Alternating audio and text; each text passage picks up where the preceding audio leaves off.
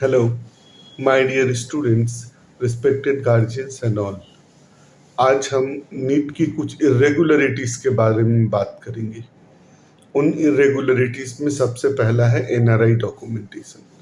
आपने देखा कि एनआरआई क्राइटेरिया पूरी तरह से चेंज कर दिया गया है और ये बहुत जल्दी चेंज कर दिया गया है। मेरे समझ से ठीक है, चेंज कर दिया गया, कोई बात नहीं है। इसको थोड़ा पहले चेंज किया जाता तो अच्छा होता। नेक्स्ट, पहले एनआरआई डॉक्यूमेंट बनाने का प्रोसीजर जो कुछ भी था वो कोई कम टफ नहीं था। प्रॉब्लम क्या था कि एनआरआई डॉक्यूमेंट का वेरिफिकेशन नहीं होता था, तो इसके लिए वेरीफाइंग अथॉरिटीज रिस्पॉन्सिबल थी। जो मार्केट में 20-25 हज़ार में एफिडेविट होता था और डॉक्यूमेंट बन जाते थे और कॉलेज ज़्यादा पैसा लेकर के ये सभी काम करते थे। तो ठीक है, कैंडिडेट भी रिस्पॉन्सिबल है, लेकिन प्रक्रिया ऊपर से चली आ रही है, तो जितने भी वेरीफाइंग अथॉरिटीज हैं वो सभी लोग इसके लिए रिस्पॉन्सिबल थे।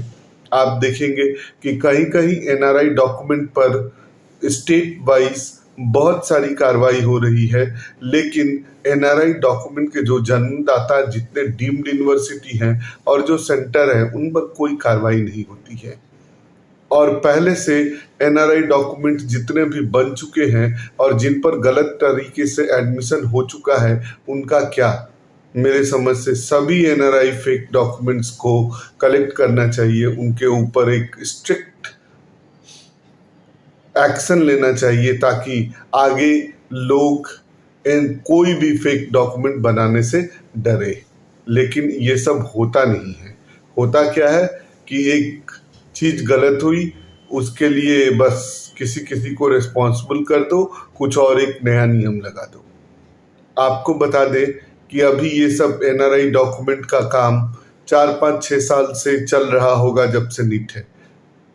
हम लोग बहुत दिनों से मेडिकल कॉलेज की एडमिशन की प्रक्रिया को देखते और समझते हैं, तो पहले भी ऐसा नहीं था।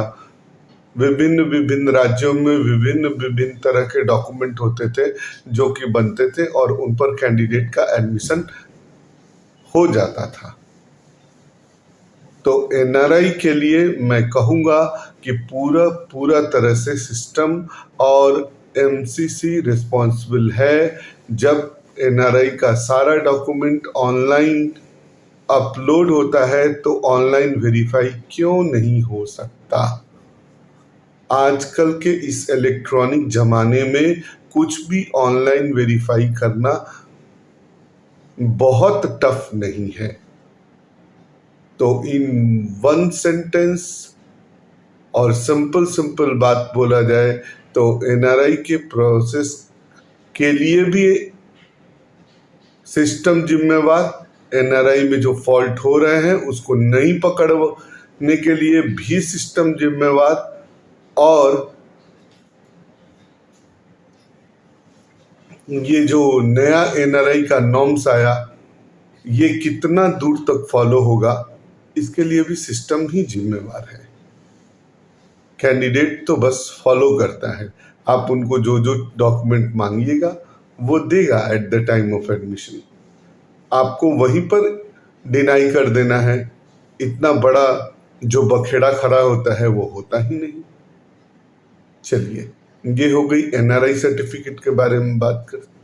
अब हो गई कि एमसीसी के साइट पर ही ये देखा गया है कि एडमिशन गवर्नमेंट कॉलेजेस में बिलो 50 परसेंटाइल और 40 परसेंटाइल जो लोअर मिनिमम क्राइटेरिया है उसके नीचे भी एडमिशन हो रहा है। बहुत सारे लोगों ने इस चीज को हाईलाइट किया है।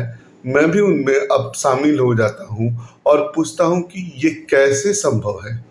क्या कोई सेंट्रल पूल है कि अंडर ग्रेजुएट में एडमिशन 30 आए 40 आए तब भी आपका एडमिशन पॉसिबल है? और अगर पॉसिबल है तो हमें भी वो रास्ते बताए जाएं ताकि हम लोग भी कह सके कि ये लोअर जो एलिजिबिलिटी क्राइटेरिया है इसका कोई मतलब नहीं है। आप अगर 30 या 40 या 50 नंबर भी लाते हैं तब भी आपका एडमिशन पॉसिबल है।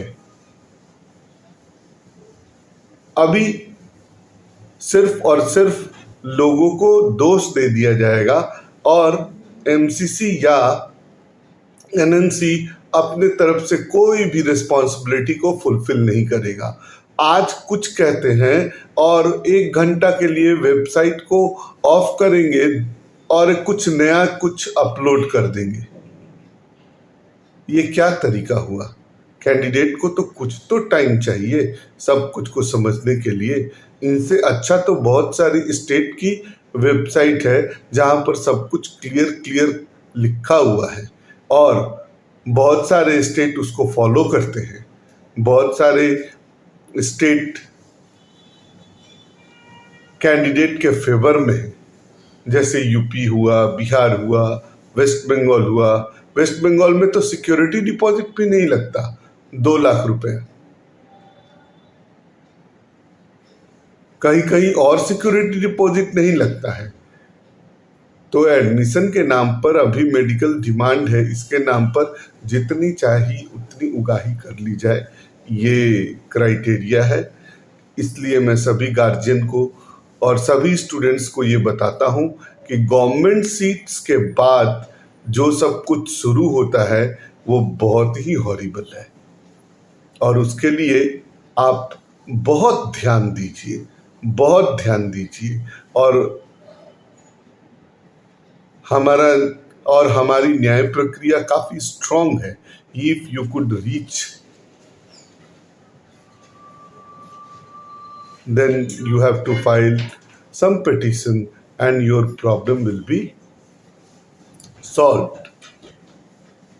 तो ये सभी चीजें हैं। क्या करेंगे? अभी आप लोगों को पढ़ाई लिखाई करने के साथ साथ ये सभी चीजें भी गार्जियंस लोगों को करनी पड़ रही हैं। उन्हें ग्रुप बनाना पड़ रहा है, सच को जानने का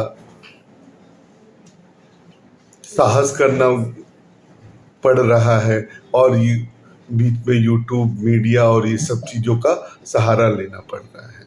तो मैं कहूँगा जो कुछ भी हो जाए, आप अपना ये जो दिमाग है ना, इसको खुला रखिएगा। किसी के बहकावे में मत आइए, खुद सोचिए, खुद देखिए। स्टूडेंट्स अगर +2 पास भी हैं तो आजकल के स्टूडेंट्स बहुत सारी चीज़ों को जानते हैं, समझते हैं। वो अपने प्रॉब्लम को रेज कर सकते हैं और गार्जियंस तो और भी। आप देख रहे हैं आजकल कुछ भी छुपाया नहीं जा सकता। कोई अगर मीडिया को बात बताता नहीं है तो भी आप सिंपल यूट्यूब, फेसबुक के जरिए अपनी बातों को रख सकते हैं। तो don't hesitate to put your words, stand against corruption. It's simply a corrupt system. So far, medical admission is concerned in private medical colleges. Very few colleges are good and obeying all the government terms. And those colleges are also really good. But it's very tough to find those colleges without experience. Thank you.